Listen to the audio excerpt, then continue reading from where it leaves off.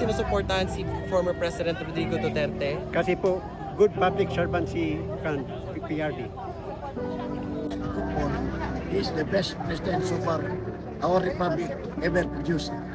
Philippines, because he's a Filipino, it's a Filipino matter.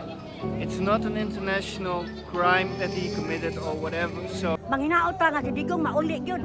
Kaya Hindi siya perfect na president, but he made an impact. Suportahan yun ako si Tatay Digong kay very good yung kay siya nga presidente.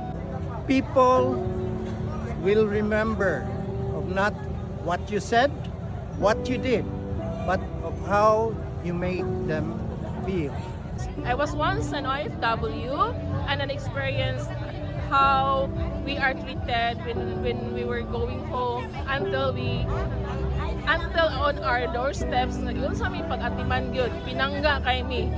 He brings peace to the Philippines and he's a good president. Ma'am, are you DDS, ma'am?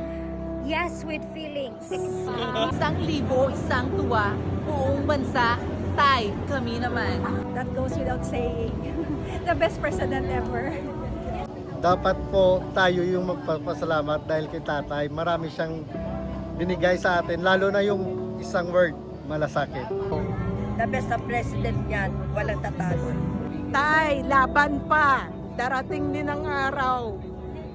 Makakamit din natin ang ustisya. Duterte, kita ko iya.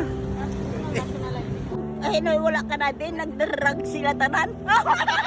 Tatay Digong, kay PRRD, hindi kami natatakot lumaban. Ang una ko po talaga sinusuportahan ay war on drugs and death penalty. Gusto ko pong kalabanin lahat ng gumagamit ng droga, lahat ng sumusuporta po dito. Sir!